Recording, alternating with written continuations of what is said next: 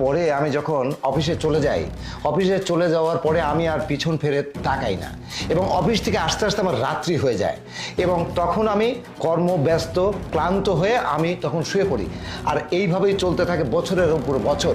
কিন্তু তুমি আমার মাকে প্রতিনিয়ত এইভাবে যে অত্যাচার করো আর তারপরে এই যে সুন্দর একটা ছেলে, ভদ্র একটা ছেলে, মানে সম্ভবত বয়ফ্রেন্ডই, তাই তো? মানে শোনো, যাই হোক, আমাকে বলতে হবে না, আমি বুঝে গেছি। আমার মা আমাকে যতটুকু বলেছে ঠিক সেইটুকু আমি বিশ্বাস করে আমি পর্দার ওখানে লুকিয়েছিলাম।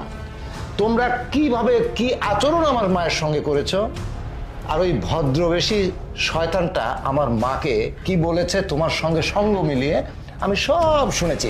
আমার সঙ্গে ছাপাই গাওয়ার কোনো প্রয়োজন নেই। যাই হোক, আমি একটা কথা বলি, আমার মায়ের বয়স হয়েছে, তোমার তো বোঝা উচিত তোমার মা নেই।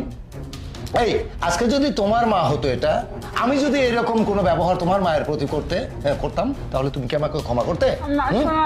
আরে বেয়াদব কথাকার।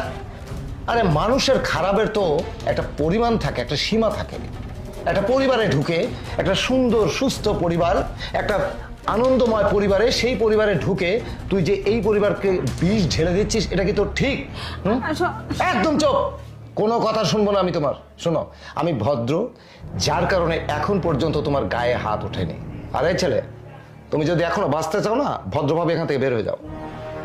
আমি যদি মাজার বেল্টটা খুলি না, তাহলে একবারে শেষ করে দেবো, যাও। আর শোনো, তোমাকে আমি বলি, মা তোমাকে কোনো কিছু বলতে হবে না, তোমার সমস্ত কথা আমি শুনেছি, আমি স্বচক্ষে যেটা দেখেছি তোমাকে বলতে হবে না।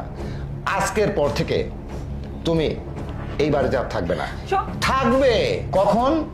তোমার মা বাবা আমার এই বাড়িতে আসবে, আমার মায়ের সঙ্গে ডিসকাস করবে, সমস্ত বিষয়গুলো মা বলবে, তারপর তোমার বাবা মা যে সিদ্ধান্ত নেবে না, সেই সিদ্ধান্তর পরেই হবে তোমার থাকা না থাকা। কিন্তু এই মুহূর্তে তোমাকে বের হয়ে যেতে হবে। Get out for my house.